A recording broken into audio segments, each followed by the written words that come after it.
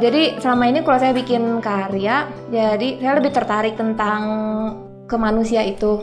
Jadi kayak manusia itu punya dua nature, dia sebagai makhluk sosial juga sebagai individu, dan dua-duanya tuh memiliki kesadaran-kesadaran sendiri dan tuntutan-tuntutan. Jadi saya tertarik kayak mengeksplor kayak tegangan relasi gitu.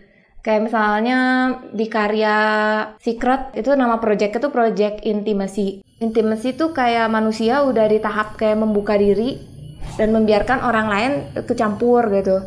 Dan melepaskan kayak ngelepasin si pertahanan itu sih. Dan akhirnya saya pilih bikin karya yang pertama kali sih saya kayak bikin karya Secret, terus kayak bikin juga karya boneka. Itu tuh kayak salah satu sisinya mungkin lebih ke ngebebasin diri dari material, ngelihat sisi rentan dengan intimasi itu, terus kayak ngasih lihat ada sisi-sisi yang kadang kita anggap mengancam. Kayak saya bikin survei, saya ngasih kertas, saya tanya apa hal-hal yang pribadi yang Anda nggak berani ungkapkan di publik, tapi kayaknya kalau nggak ada orang bisa aja kayak pengen diteriakin gitu. Kayak terus saya sulam kayak di satu bidang, dan ternyata kalau udah jadi satu bidang dan dilihat dari secara objektif dari luar, sebenarnya itu indah gitu.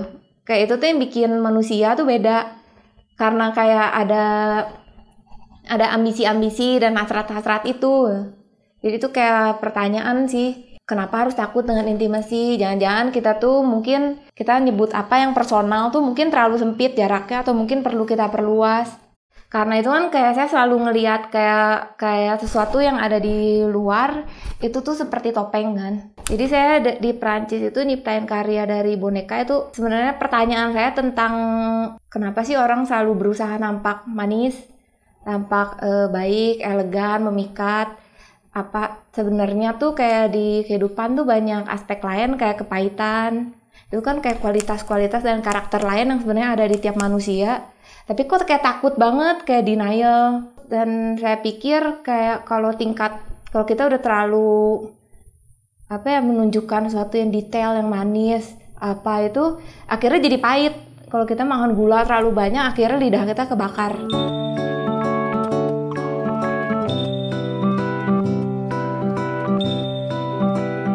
Mungkin lebih terbentuk untuk research ya. Jadi setelah saya ngelihat satu pengalaman, satu realita, saya coba baca. Misalnya saya emang seneng baca buku. Jadi ini kok kasusnya gini, kok diteoriin kayak gini.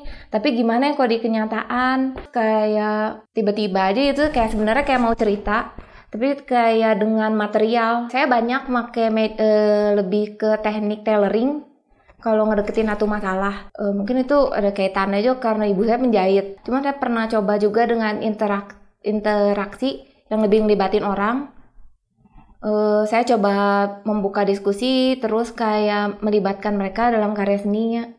Awalnya tuh kan saya pakai metal banyak, tapi saya mulai mikir sih di satu titik kayak jangan-jangan saya malah diperbudak gitu ya, kayak sama si material ini. Yang penting tuh ada konektif, dan kadang-kadang benda tuh punya karakter yang natural gitu. Kayak misalnya kain, orang langsung inget identik dengan apa. Dan karena saya ingin connected dengan audience dan orang lain juga, saya manfaatin gitu benda-benda yang punya image kuat itu. Ada isu tertentu yang mungkin orang kayak nggak anggap itu penting, tapi karena dibuat karya tuh itu penting. Dan kayak saya pengen bilang kayak hal ini tuh penting gitu, berharga, valuable untuk dipikirin.